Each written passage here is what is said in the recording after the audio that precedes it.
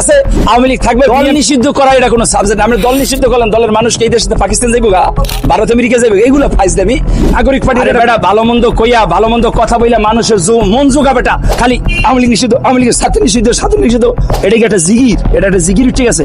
এটা কোনো মঙ্গল কামনা। হ্যাঁ, সব দল থাকবে, সর্বদল থাকবে।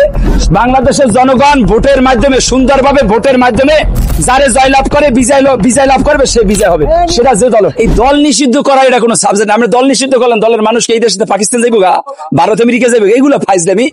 আওয়ামী লীগের ভিতরে যারা অপরাধ করছে, দুর্নীতি করছে, দর্শন করছে, ডাকাতি করছে, লুটপাট করছে, স্পষ্ট বিএনপি হইলে বিচার হবে, জামাত হইলে বিচার হবে। বিচার থেকে কেউ বাদ যাবে না। আওয়ামী লীগ নিষিদ্ধ করলে আওয়ামী লীগ জীবনে বাদ হবে না, এটা ফাও কথা, এটা ফাও চিল্লি, এটা ফাও একটা হয়রানি, এটা মানুষের ভিতরে একটা বিতর্ক ছড়ানো। হ্যাঁ, আওয়ামী লীগ আছে, আওয়ামী লীগ থাকবে, বিএনপি আছে, বিএনপি থাকবে, জামাত আছে, জামাত থাকবে।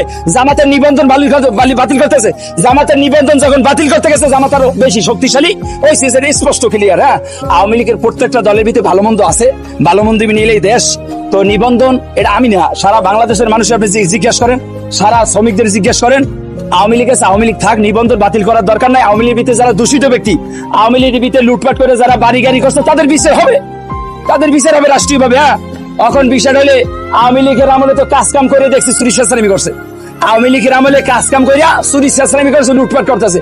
তো বর্তমানে যারা লুটপাট করতেছে, গাড়ি বাড়ির মালিক হয়েছে, আমের 2.5 কোটি টাকার গাড়ির মালিক, আমের 2.5 কোটি টাকা দিয়া কমিটি উঠবা। আওয়ামী লীগ তো পুরোনো দল, স্বাধীনের আগের দল।